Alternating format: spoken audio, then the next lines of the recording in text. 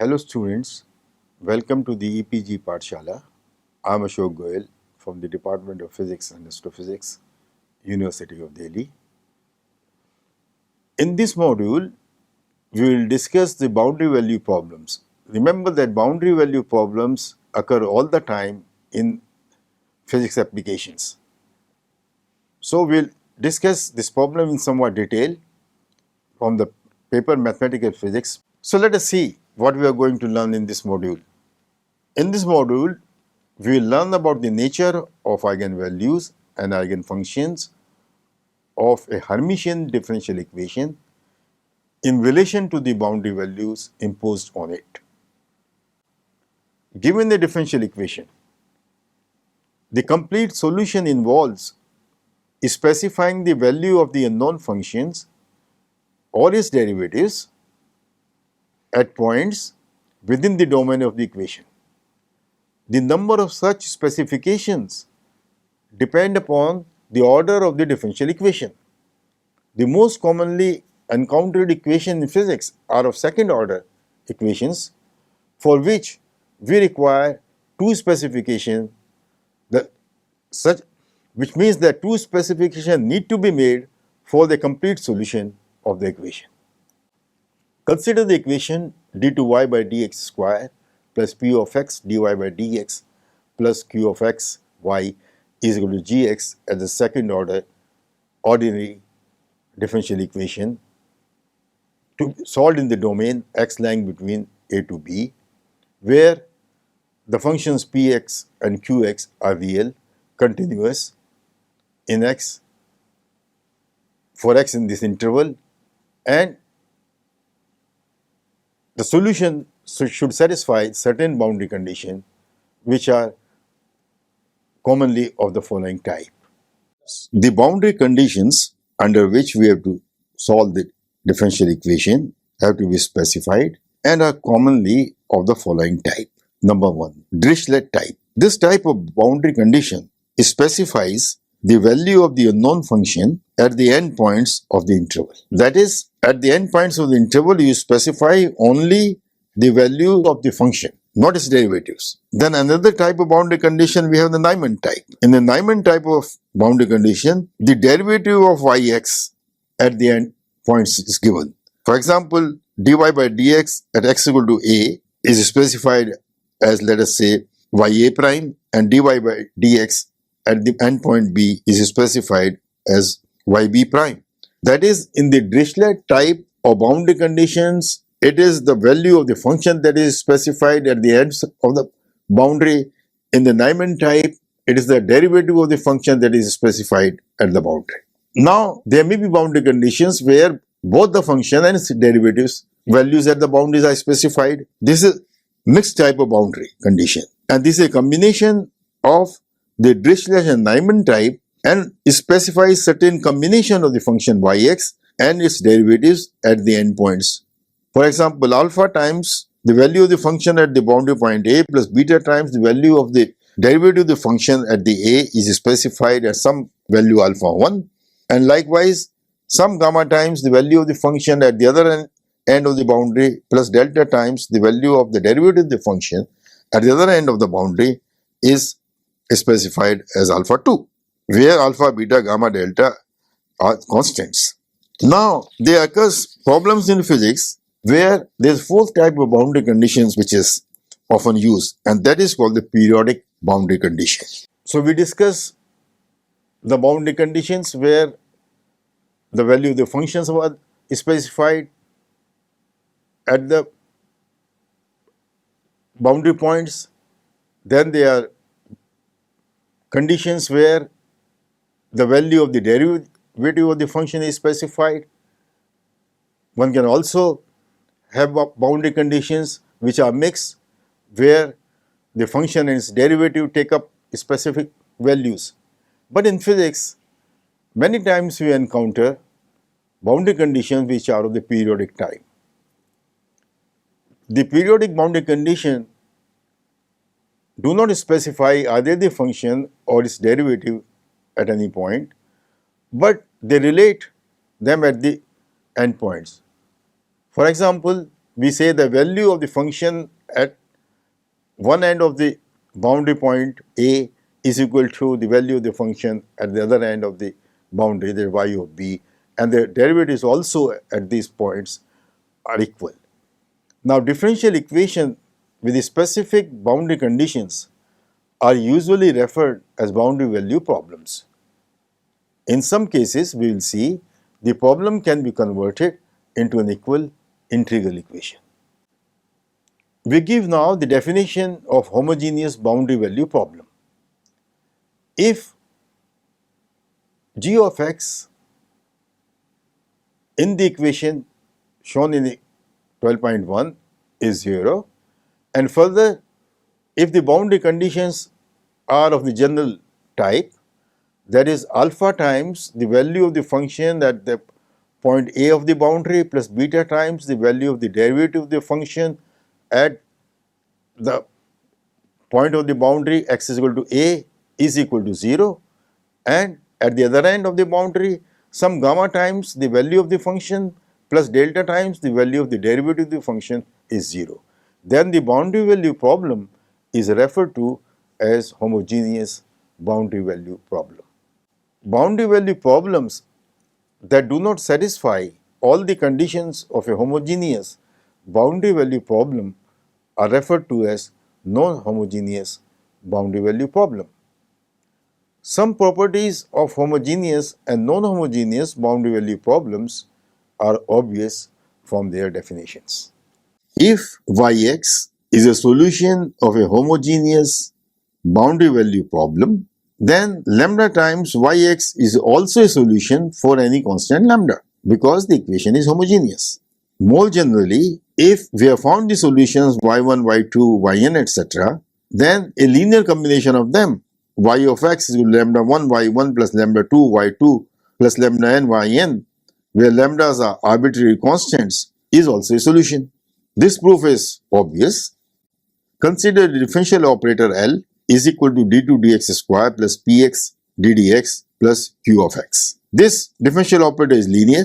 Hence, this operator acting on y of x is equal to lambda 1, the operator acting on y1 of x plus lambda 2, the operator L acting on y2 plus lambda n, the operator L acting on yn is equal to 0.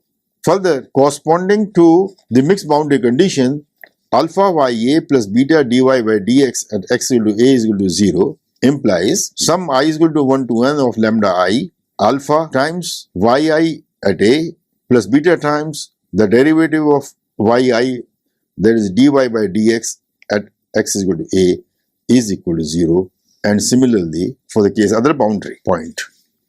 The second property of the homogeneous boundary value problem is regarding the possibility of adding to a solution of the inhomogeneous boundary value problem. That is to say, suppose we have an inhomogeneous equation with the specified boundary conditions. Then, if we consider the corresponding homogeneous boundary value problem for the same equation, that is, remove the inhomogeneous part, then there exists the possibility of adding any solution of the corresponding homogeneous equation to the inhomogeneous part, and still this sum will be a solution of the given inhomogeneous equation. That is, let Yx be a solution of the inhomogeneous boundary value problem equation which we have considered with the general type of boundary conditions. Let Yh of x be a solution of the corresponding homogeneous boundary value problem with boundary conditions given in equation 12.7 and 12.8. Then the assertion is that the sum of the two solutions, one solution of the inhomogeneous equation and another solution of homogeneous equation, the y plus yh, also solves the inhomogeneous boundary value problem with the boundary conditions now 12.4 and 12.5. That means with the boundary conditions which are of the mixed type. The proof is again quite trivial. Now the operator L acting on the solution y plus yh. Remember, y is the solution of inhomogeneous equation, yh is solution of the corresponding homogeneous equation. So the operator L acting on y plus yh is equal to the operator L acting on y plus 0 because yh is solution of the operator and this is L operating on y is equal to gx, and alpha of ya plus yna plus beta times the derivative of yx plus yhx evaluated at x is equal to b is equal to alpha times y of a plus beta times derivative of y at x is equal to b is equal to alpha 1, and similarly we have gamma times the value of the function at the boundary b plus value of yh at boundary b plus delta times value of the derivative of the solution y plus the derivative of the solution yh at the boundary x equal to b is equal to alpha 2. We now define the adjoint forms. In boundary value problems with second order differential equations, a concept that proves to be quite useful and which is valid in many situations is the one of self-adjointness. One can regard differential equations as transformations in function space, just as finite matrices can be thought of as transformations in a finite dimensional vector space. Along the same lines, just as symmetric matrices are very useful and important type of matrices for boundary value problems, self-adjoint operators correspond analogously to symmetric matrices. To start with, we define the adjoint of an operator L. Suppose the operator L is given by L of x d2 dx square plus p of x ddx plus q of x, where p, q and L are functions which are continuous. Then the adjoint of L denoted by L dagger is defined as L dagger is L of x d2 dx square plus 2 dlx by dx minus px ddx plus d2l by dx square minus dp by dx plus q of x. Having defined the operator L and its adjoint, it is clear that the adjoint of the operator is the operator itself. Straightforward to see. Let us take adjoint of the operator, dagger of L dagger. Now, L dagger, we have defined in equation 12.7. When we take the dagger of that, we get this to be equal to Lx d2 dx square plus 2 dlx by dx minus 2 dlx by dx plus px plus d2l by dx square minus 2 d2l by dx square plus dp by dx plus d2l by dx square minus dp by dx plus q of x, and which is nothing but the operator L itself. The definition seems peculiar but would emerge naturally as follows. Let y1 and y2 be two functions that are continuous and differentiable in the domain x lying between a and b. Then let us consider this quantity L y2 into the operator L acting on y1 minus y1, the operator L dagger acting on y2. This is by using the expressions for L and L dagger is equal to y2 times Lx d2y2 by dx square plus y2 times px dy2 by dx plus y2 qx into y2 minus y1 Lx d2y2 by dx square minus y1 twice dlx by dx into dy2 by dx minus p of x dy2 by dx plus y1 into d2lx by dx square into y2 minus y1 dp by dx into y2 plus y1 into qx into y2. This can be written as ddx of L of x multiplied by dy2 by dx y2 minus y1 dy2 dx plus px minus dl by dx, the whole thing multiplied by y1 minus y2, which you can see is equal to dl by dx. Is equal, in fact, this is equal to dp by dx.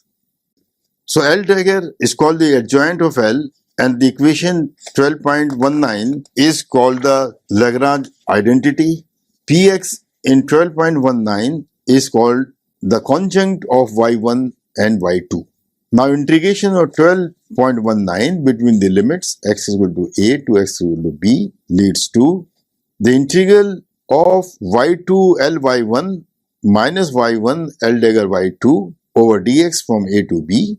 This is equal to lx into dy1 by dx y2 minus y1 into dy2 by dx evaluated between the limits a and b plus px minus dlx by dx multiplied by y1 y2 evaluated again between the limits a and b. This last equation is called the Green's identity. Now they are self-adjoint operators. Self-adjoint operators are those operators for which L is equal to L dagger.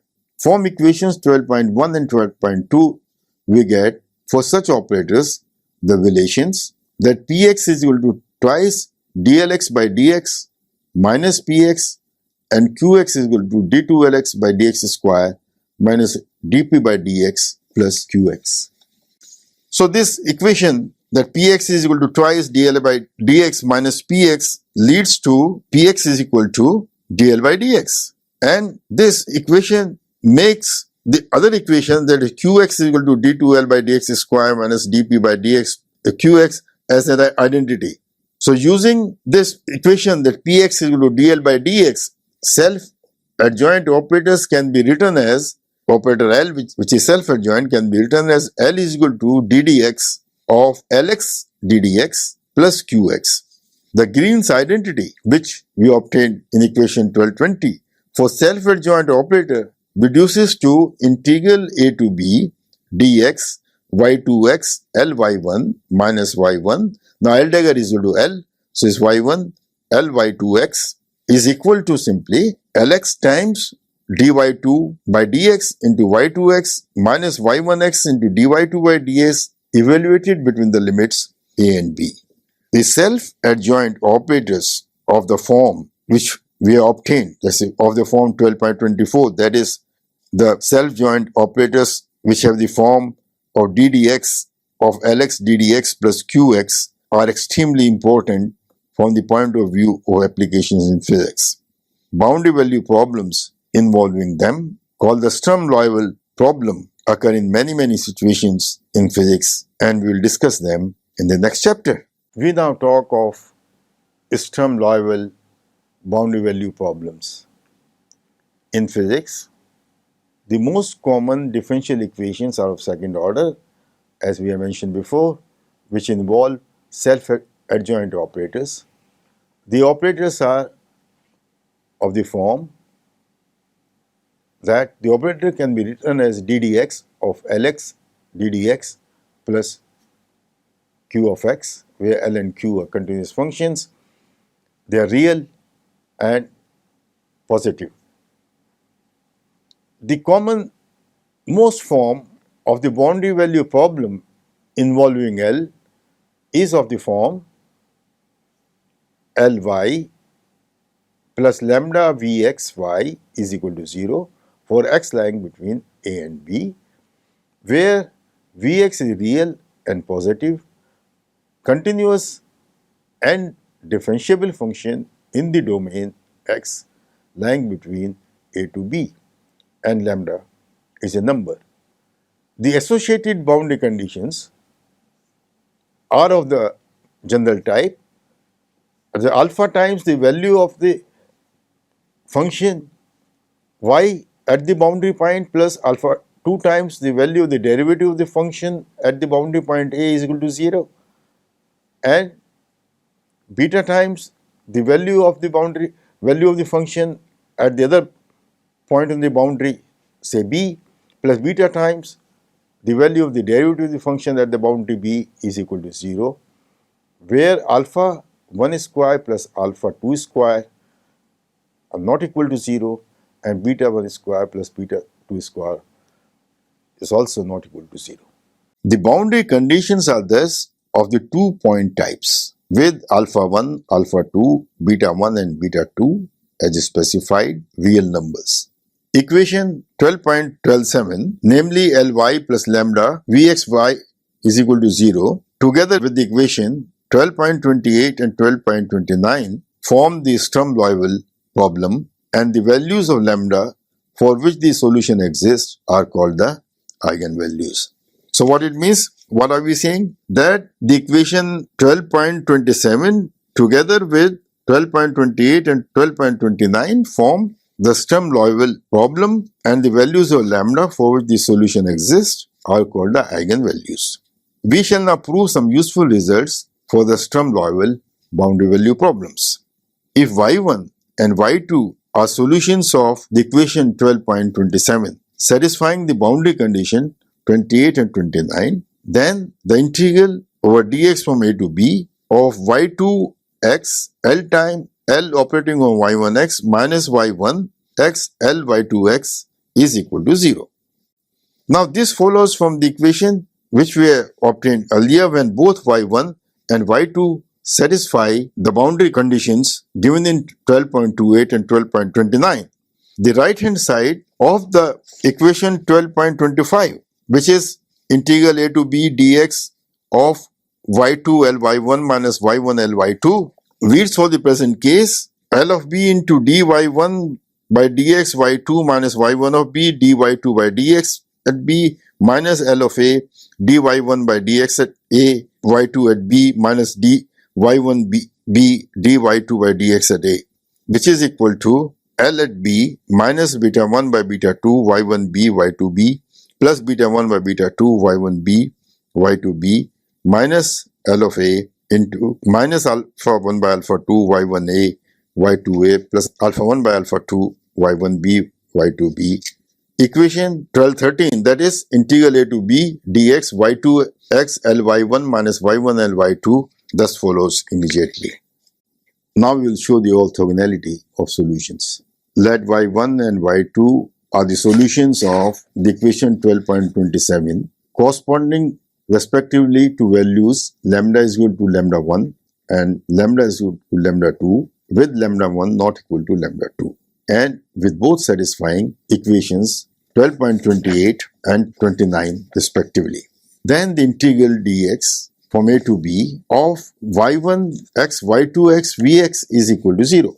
The proof follows from Green's identity, which is the equation 12.25, with y1 and y2 satisfying the equation 12.27. The left hand side of the equation 12.25 then reads integral a to b dx of lambda 2 minus lambda 1 vx y1x y2x. The right hand side of the equation then using 12.28 and 29 becomes L of b minus alpha 1 by alpha 2 y1 b y2 b plus alpha 1 by alpha 2 y1 b y2 b minus L of a beta 1 by beta 2 y1 a y2 a plus beta 1 by beta 2 y1 a y2 a, which is equal to 0. Hence, from 12.33, equation 12.32, namely the integral a to b dx vx y1 x y2 x equal to 0 follows, since lambda 1 is not equal to lambda 2. The eigenfunctions of the equation 12.27, read 12.28 and 12.29 are all real. So this result follows essentially because L is equal to L dagger and because the functions Lx, Qx and Vx are all real functions. The conjugate to the equation 12.27, that is Ly plus lambda Vxy is equal to 0, its conjugate is Ly dagger plus lambda star Vxy star is equal to 0. Y star also satisfy equation 12.28 and 29, namely alpha I y star a plus alpha 2 dy star by dx evaluated at a is equal to 0 and beta 1 y star b plus beta 2 dy star by dx evaluated at b is equal to 0. My equation 12.35 together with this boundary condition 36 and 37 shows that y star, that is complex conjugate of the solution, also that it solves the equation 12.37 with the eigenvalue lambda star. Hence, lambda minus lambda star a to b dx vx into y star x yx is equal to 0 is equal to lambda minus lambda star integral a to b dx vx yx whole square. Since vx is positive, the integral in the equation cannot vanish. So yx is a square, vx is positive, therefore this integral can never vanish unless lambda is equal to lambda star, which means the eigenvalues are real. This is the, remember that in quantum mechanics you get a similar result, that if the operator is Hermitians, its eigenvalues are all real. All eigenvalues of 12.26 with 12.27 and 28 are simple. That is, corresponding to any eigenvalue lambda, there is only one solution, c times y of x, with c as an arbitrary constant. We can prove it quite easily. To prove, if possible, let y1x and y2x be two solutions of 12.26 with the same lambda. Then from the boundary conditions, alpha 1 y1 at a plus alpha 2 dy 1 by dx at a is equal to 0, and beta 1 y1 at b plus beta 2 dy by dx of y2 evaluated at b is equal to 0. And since y1 and y2 are solutions, they satisfy the operator L acting on y1 plus lambda times vx y1 is equal to 0, and the operator L acting on y2x plus lambda times vx y2 is equal to 0, because both y1 and y2 are solutions.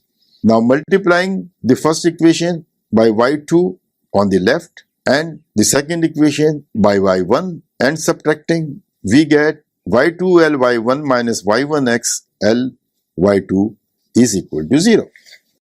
So having obtained this, then from the structure of the operator L, which is given in equation earlier, only the derivative part of L survives in the last equation. That is y2x ddx of Lx dy2 dx minus y1x ddx of Lx dy2 dx is equal to 0. We can rewrite this equation as a derivative ddx of Lx into y1x dy2 by dx minus dy1 by dx into y2x. Total derivative is equal to 0. Therefore, this equation implies that this function whose derivative is 0 is a constant. That is, Lx y1x dy2 by dx minus dy1 by dx y2x is some constant c. But from the equation 39 and 40, that is, we have y1 a dy1 by dx at a minus dy2 by dx at a into y2 at a is equal to y2 at b multiplied by ddx of y2 at minus dy2 by dx at b multiplied by y2 at b.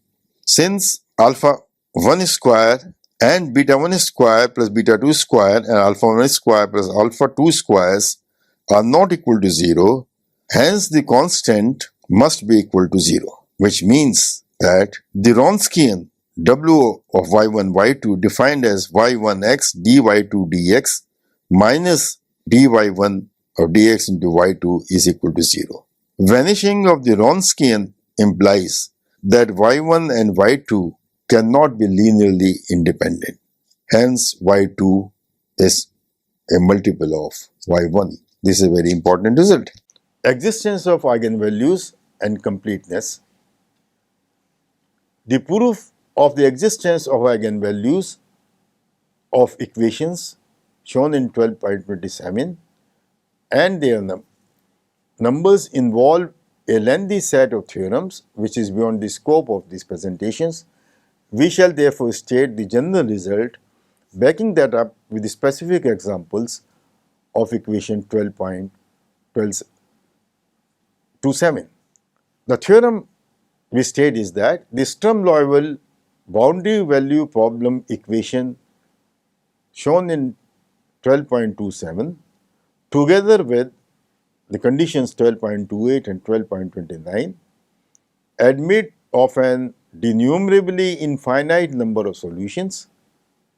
The eigenvalues for these solutions are all real and can be arranged in increasing order of magnitude, lambda naught, lambda 1, lambda 2, lambda m, etc., with lambda n going to infinity for n as n approaches infinity.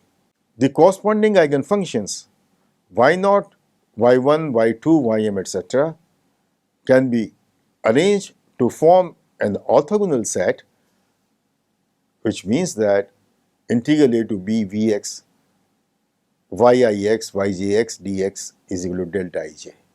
Further, if the function f of x is such that the function and its derivative are continuous in the interval from a to b, then the function can be expanded in a series.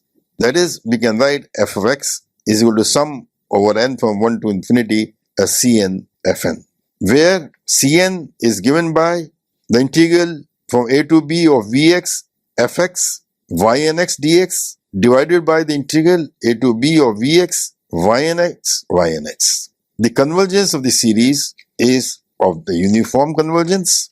This equation f of x is equal to sum over n Cn Fn is known as the eigenfunction expansion of the function.